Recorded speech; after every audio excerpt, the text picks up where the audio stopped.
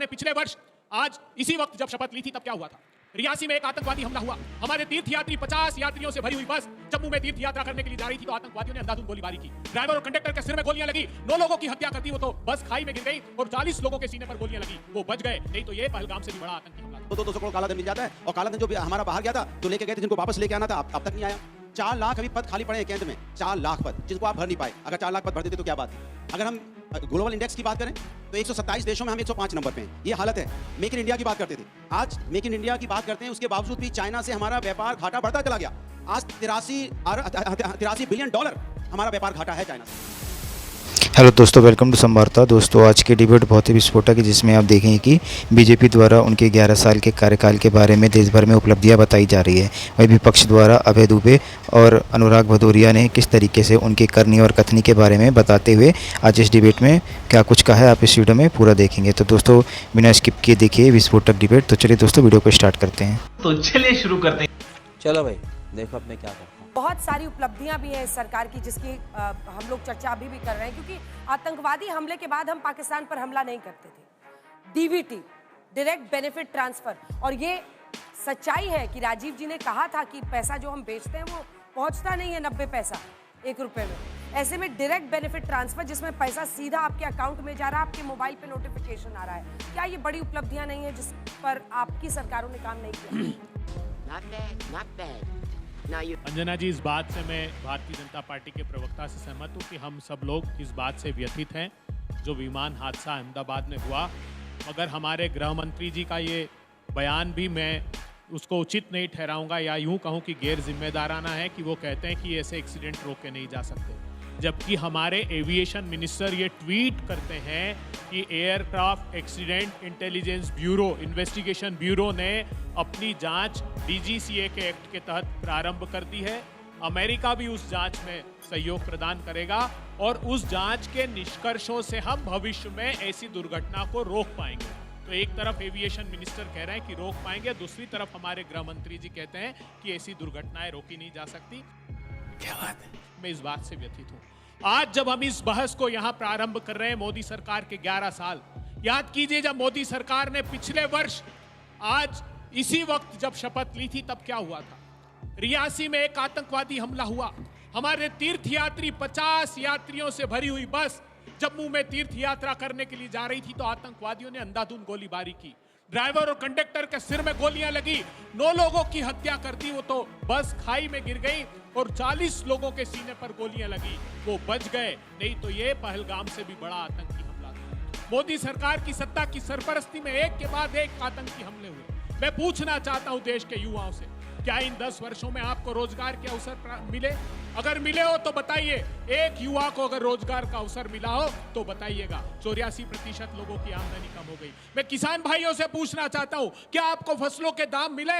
फसलों के दाम मांगने पर लखीमपुर खीरी में आपको बस से रौंद कर मार डाला गया। एक एनआरआई शरद मराठे के कहने पर 3 कृषि के क्रूर काले कानून लाए आपकी आमदनी छीनने के लिए। जब किसान भाई दिल्ली के दरवाजे पर आए तो पहले तो करनाल से लेकर दिल्ली तक उनका सर लहूलुहान कर दिया। 700 किसानों ने अपनी आत्महत्या की, शहादत किसानों की हुई, लेकिन प्रधानमंत्री जी का दिल नहीं पसीजा। मैं पूछना चाहता हूं, क्या बेटियों के साथ न्याय हुआ? हमारी देश का गौरव गोल्ड मेडलिस्ट बेटियों को दिल्ली के दरवाजे पर तिल कर तड़पा कर मारा गया। उनका सिर्फ अनुरोध यह था कि उन्हें न्याय चाहिए। मणिपुर से लेकर पूरे समूचे देश में, मणिपुर से लेकर देश में सांप्रदायिक उन्माद की आग में देश को झोंक दिया गया। अगर इतनी उपलब्धियां होती तो ये शमशान कब्रिस्तान हिंदू मुसलमान प्रधानमंत्री जी नहीं करते। जनता माफ नहीं करेगी। इन्होंने कहा कि हमने मुद्रा के लोन की उपलब्धता कराई। 90% मुद्रा के लोन इस देश शिशु कैटेगरी के हैं, आप जाकर उसकी तस्दीक कर लीजिएगा। इस देश के नागरिकों के लिए प्रधानमंत्री जी ने बड़ी बड़ी बातें की। उन्होंने कहा कि मैं सारे लोगों को जिनके आवास नहीं है 2022 तक आवास दूंगा। पार्लियामेंट्री स्टैंडिंग कमेटी कहती रही प्रधानमंत्री जी 1,20,000 रुपए में मकान नहीं मिलते। आपका योगदान सिर्फ 70,000 रुपए बाकी राज्यों को देने होते। एक नहीं सुनी। इस देश का किसान कहता रहा कि 25,000 रुपए इनपुट कॉस्ट बढ़ गई है। पार्लियामेंट्री स्टैंडिंग कमेटी ने, कृषि मंत्रालय ने कहा कि हम प्रधानमंत्री जी को 2017 से कह रहे हैं कि आप इनपुट कॉस्ट कम करने के लिए कृषि यंत्रों पर से, खाद पर से, कीटनाशक पर से जीएसटी हटा दीजिए, लेकिन प्रधानमंत्री का दिल नहीं आप बोलते पसीजा। बहुत अच्छा है, लेकिन अगर मैं जून 2024 के पहले का आपका कोई लाइव निकाल लूं ना, आपने यही बातें कही थी। आप 99 पर अटक गए, ये 240 पहुंच गए। इस पर तो कांग्रेस को बताना होगा ना। यही बातें यूरिया से लेकर आतंकी हमले, ये सब कुछ आप तब भी कह रहे थे। आपको कांग्रेस पार्टी का क्या रोड मैप है? इतने युवा हैं, इसी मौका का फायदा उठाइए। बताइए आपके पास क्या रोड मैप है? अंजना जी, कौन सी वो 2 ऐसे काम आप करेंगे? मैं आपको कह रही हूँ, मैं आपको फिर से टाइम दे रही हूँ, लेकिन 1 मिनट में बोलना होगा।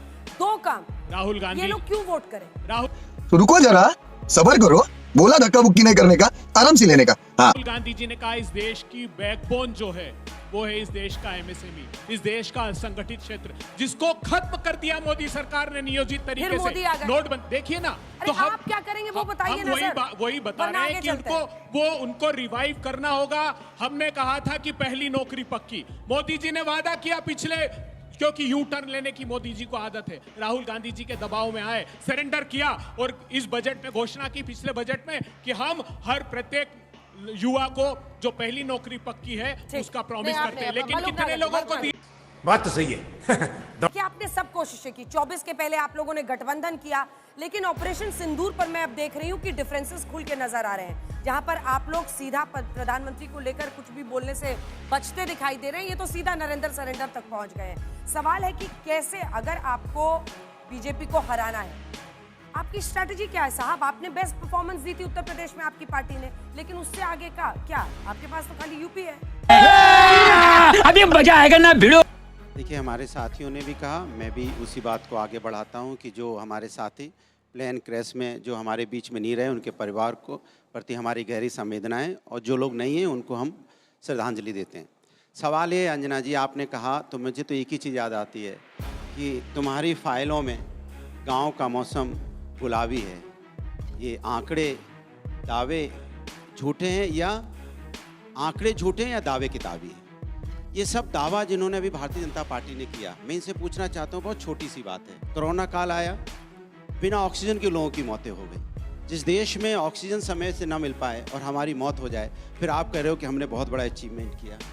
आपने नोटबंदी की और आपने कहा था कि नोटबंदी से आतंकवाद देश का ख़त्म हो जाएगा। लोगों ने शिद्दत से नोटबंदी को एक्सेप्ट किया, लाइन में लगे, मौतें भी हुई, लेकिन आतंकवाद तो नहीं खत्म हुआ। आपने कहा था हम आएंगे, किसानों की इनकम दोगुनी हो जाएगी, तो मैं पूछना चाहता हूं, क्या किसानों की इनकम दोगुनी हो गई? किसान को अपनी लागत का मूल्य भी नहीं मिल रहा है, उन्हें धरना देना पड़ता है। आपने कहा था हम जब आएंगे तो काला धन वापस आ जाएगा और देश से काला धन खत्म हो जाएगा। आज भी काला धन खूब धनाधन मिलता है, किसी के यहाँ भी छापा डलता है, 200 करोड़ काला धन मिल जाता है। और काला धन जो हमारा बाहर गया था, जो लेके गए थे, जिनको वापस लेके आना था, अब तक नहीं आया। 4 लाख अभी पद खाली पड़े हैं केंद्र में, 4 लाख पद जिनको आप भर नहीं पाए। अगर 4 लाख पद भर देते तो क्या बात थी? अगर हम ग्लोबल इंडेक्स की बात करें तो 127 देशों में हम 105 नंबर पे हैं। ये हालत है। मेक इन इंडिया की बात करते थे, आज मेक इन इंडिया की बात करते हैं, उसके बावजूद भी चाइना से हमारा व्यापार घाटा बढ़ता चला गया। आज 83 बिलियन डॉलर हमारा व्यापार घाटा है चाइना से। तो आप कहाँ पे मेक इन इंडिया की बात कर रहे थे? अगर अंजना जी की रिपोर्ट आपकी मैंने देखी, अगर उस पर हम विश्वास कर लें तो आप बताइए, 2008 में आप कहते थे कि कच्चे तेल की कीमत 34.5 रुपए थी, तब डीजल पेट्रोल 52 रुपए मिलता था। आज कच्चे तेल की उसमें कच्चे तेल की कीमत 37 रुपए थी, 37 रुपए थी। सुन लीजिए, नहीं रिकॉर्डर उनका भी वही चलता है, उनका भी वही रिकॉर्डर चलता है। किसी की बातें बोलते रहते, नहीं क्या नया बोला, नहीं क्या नया बोला बताइए, नहीं नया बताइए क्या बोला। भारतीय जनता पार्टी के प्रवक्ता को सिर्फ वही गुणगान करना है, यहाँ करना है, वहाँ करना है, एक ही जगह तो बोलते हैं। हम उनकी पोल खोलने की कोशिश करते हैं। आप बताइए, कच्चे तेल की कीमत जब 37 रुपए थी, तब यहाँ पेट्रोल डीजल 52 रुपए मिल रहा था। आज कच्चे तेल की कीमत मार्केट में 34 रुपए, 34.5 रुपए, अब 100 रुपए मिल रहा है। तो क्या सवाल नहीं पूछा जाए उनसे? बताइए आप कहेंगे क्या घिसा डॉलर, किसी को सही बातें कर रहे हैं? अरे हम रोजगार मांगते हैं जनता के लिए, किसी की सही बात है। अगर हम हेल्थ व्यवस्था की बात करते हैं, किसी की सही बात है। अगर आप अपनी पार्टी की सोच और रोड मैप लोगों के बीच में रखेंगे कि ये नहीं कर पाए, हम ऐसे करके तो तभी हमने रखा है, जनता आपको चुने। अंजना जी हमने रखा तभी तो हमें 43 सीटें मिली हैं। अरे अंजना जी हमने रखा तभी तो 43 आई, उनको 33 आई उत्तर प्रदेश के अंदर में। कैसे घटाएंगे आप कीमत? आप बताइए कि कैसे घटाएंगे? अरे मैं तो कह रहा हूँ, मैं तो इंफ्रास्ट्रक्चर डेवलपमेंट की बात करूंगा। अरे हम जब सरकार में थे, आज फिर बोल रहा हूँ मैं, हम जब सरकार में थे हम मेट्रो लेके आए थे। आज भी कहते हैं हम जब सरकार में आएंगे तो गांव-गांव में स्टेडियम बनाएंगे, मिनी स्टेडियम बनाएंगे, जिससे बच्चों का स्पोर्ट्स जो उनकी क्वालिटी है बाहर निकल के आए। आप क्यों नहीं क्या करना चाहते? हमने एक्सप्रेसवे बनाया था, हम आए थे तो हमने स्टेडियम बनाए। आज देखिए इंटरनेशनल मैचेस होते हैं जो स्टेडियम हमने बनाए हैं। आपने क्या एक स्टेडियम बनाया जब से आपकी सरकार आई है? आपने एक भी सेंट्रल यूनिवर्सिटी बनाई क्या जब से आपकी सरकार आई? नहीं। वाजपेयी साहब, देखिए मैं गंभीर तो जल्दी बात, से, हाँ। बिल्कुल गंभीर बात करना चाहता हूं। ऑपरेशन सिंदूर पर बहुत बात हुई। पूरे देश से इस सरकार ने कहा कि प्रश्न मत पूछिए, ऑपरेशन सिंदूर चल रहा है। क्यों प्रधानमंत्री जी प्रश्न नहीं पूछे? ये देश पूछना चाहता है क्योंकि आपकी प्रिपेयर्डनेस जो है वॉर के लिए वो क्या है। हमारे कितने विमान गिरे प्रधानमंत्री जी? तो सीडीएस ने विदेश की भूमि पर जाकर कहा कि हाँ नुकसान हुआ है, लेकिन ये भी कहा उन्होंने साथ में कि 2 दिन तक ऑपरेशन नहीं था, जो टेक्निकल भूल थी हमने उसको सुधार दिया। और ये हमारे डीजीएमओ ने कहा कि वो जो पायलट्स थे वो सेफ हैं। इसका अर्थ है विमान सेफ नहीं है, पायलट सेफ है।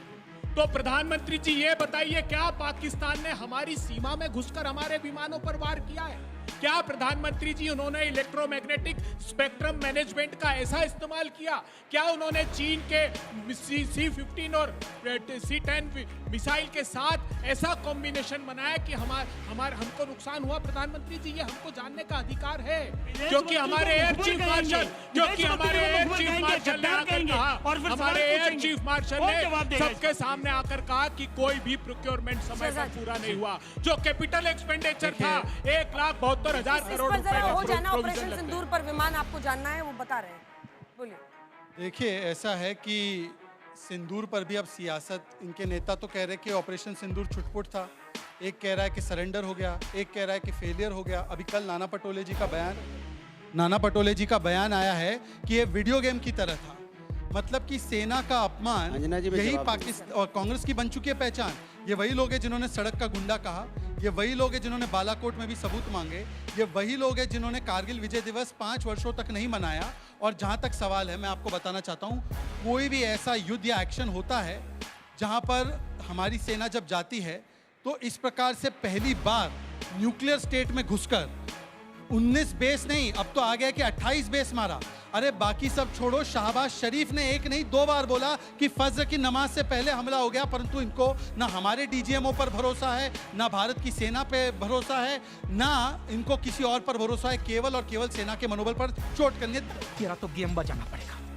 सवाल यह है कि आपने कहा सेना, देश को सेना पे गर्व है, विपक्ष या सत्ता पक्ष, आप यही कह रहे हो ना? हम भी लगातार यही कह रहे हैं, देश की सेना पे सबको गर्व है। सेना ने 100 किलोमीटर घुस के मारा है।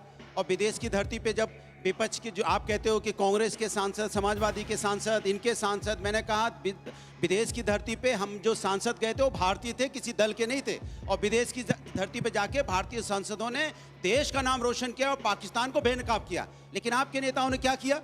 आपके नेताओं ने इस देश के अंदर में रह के क्या किया? विजय शाह ने क्या किया? आप अभी आर्मी की बात कर रहे थे ना, सेना की सूफिया कुरैशी जी को आतंकवादी की बहन किसने बोला? भारतीय जनता पार्टी के मंत्री ने। किसने बोला? पठानिया, इनके एक विधायक है उधमपुर के, वो क्या कहते हैं, एयरफोर्स को नालायक बता रहे थे वो। उनके बारे में आपने क्या कार्रवाई की? रवि कुमार इनके एक हैं, एमएलसी हैं कर्नाटका में, वो कह रहे हैं, एक हमारी आईएएस ऑफिसर को कह रहे हैं कि उनको पाकिस्तान होने का उनको अंदेशा जता रहे हैं। और यहाँ भी नहीं रुकते हैं। इनके एक जाखड़ा जी राज्यसभा में, वो जाखड़ा जी कह रहे हैं कि जो बहनों, जो 26 बहनों का सिंदूर उजड़ा पहलगांव में, उनके अंदर वीरांगना का भाव नहीं था। आपके नेता तो ऐसी ऐसी बातें करते हैं जिसको हमें बोलने में भी शर्म आती है। और आप कौन से एग्जांपल लेके आओगे? आप एग्जांपल लेके आओगे जो हमारे आपके बीच में कोई बात होती है उसको लाके कोट करोगे बार बार। लेकिन आप बताइए, सेना का अपमान किसने किया? वीरांगनाओं का अपमान किसने किया? आपके नेताओं ने। लेकिन आज भी आपका नेता आपकी पार्टी में बना हुआ है, उसको पार्टी तक से नहीं निकाल पाते आप। जब आपसे बोलते हैं कार्रवाई करोगे तो कहेंगे अभी तो कोर्ट में चल रहा है। अरे पार्टी तो आपकी है, निकाल दो पार्टी से। कोर्ट जब तय करेगा तब करेगा। क्या बात है सर, क्या बात है सर, क्या बात, ये बात है। एक तो अनुराग भाई, उत्तेजित होने की आवश्यकता नहीं है, आराम से बात करें, नया नॉर्मल है डिबेट का।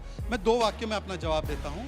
सबसे पहले तो मैं तो स्वयं मानता हूं अनुराग जी, जो हमारे सांसद गए, देश के सांसद थे, ना वो आतंकियों की तरह घूम रहे थे, ना वो सुपर प्रवक्ता थे। पर कुछ लोगों ने, सुन लीजिए ना, आतंकी भी कहा, और कुछ लोगों ने क्योंकि देश को प्रथम रखा तो उनको सुपर प्रवक्ता। दूसरी बात, मैं आपको कहता हूं बीजेपी की ओर से जो कार्रवाई रामगोपाल यादव पे आप तय करो वो विजय शाह पर तय करो। चलिए, आप बोले रामगोपाल यादव गलत थे, एक बात तो बोलिए, मैं तो बोलता हूँ विजय शाह गलत। जवाब ले लो, 2 सेकंड का जवाब। 1 सेकंड, आप सरकार है, आप विपक्ष से चाहते हैं कि वो जवाब नहीं दे।